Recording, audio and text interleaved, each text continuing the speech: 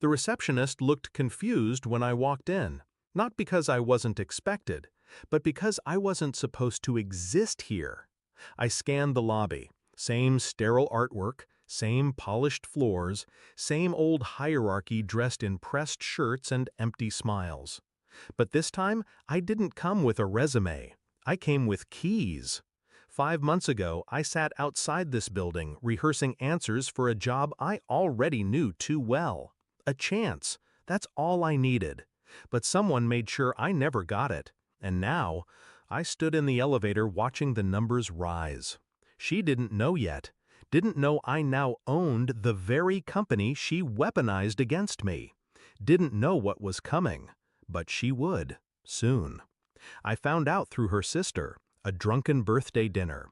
Words she never meant to say out loud. She told the CEO you were unstable.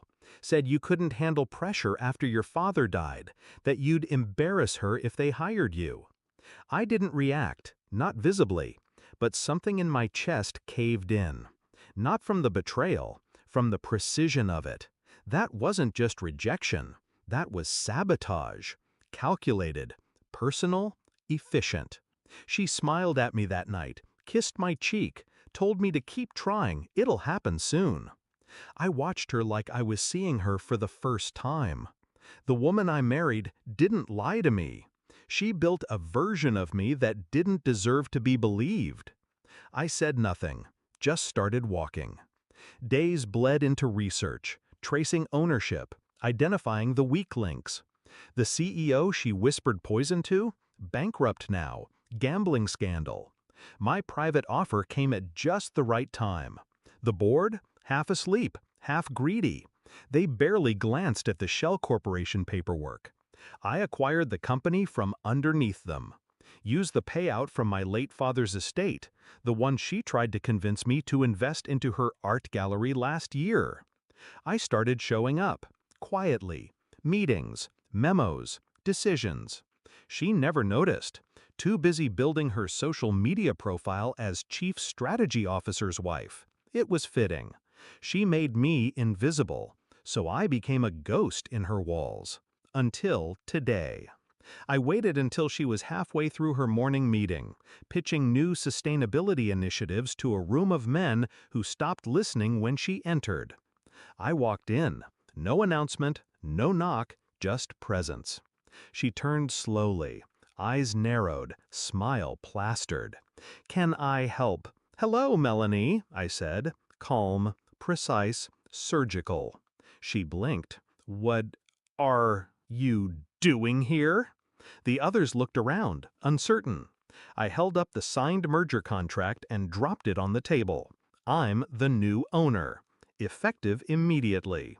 Her voice cracked. "You're joking!" I stared at her, long enough for silence to crawl up her throat and choke her next word. She looked down at the paperwork, saw the name of the parent company, the initials, my initials. Realization hit her like a closing elevator door. Fast, steel, unforgiving. The boardroom cleared. She stayed seated. "I didn't mean to." I raised a hand. She stopped. "You said this company doesn't hire failures." "Your image." I nodded. Slow. I know. She looked at me like I'd morphed into something unrecognizable. But I hadn't changed. She just never saw me clearly. I should have. You did. I walked to the head of the table, sat. You just used someone else's mouth to say it. Her voice softened. "So what now?" I looked at her. "Now?" I pulled out a letter. "Your position has been eliminated. Effective immediately." She stared, silent, pale. I slid the termination paperwork across the table. No scandal, no security escort, no headlines. A pause. Just quiet. Like the way you erased me. She left the room with a hollow kind of grace. The kind people wear when everything they built just turned to dust. I didn't watch her walk out. Didn't need to. Some ghosts bury themselves. Some just forget who they're haunting. I sat alone in the chair she once said I'd never earn, and smiled. not out of satisfaction, but finality. She burned the bridge. I bought the river. Let her swim.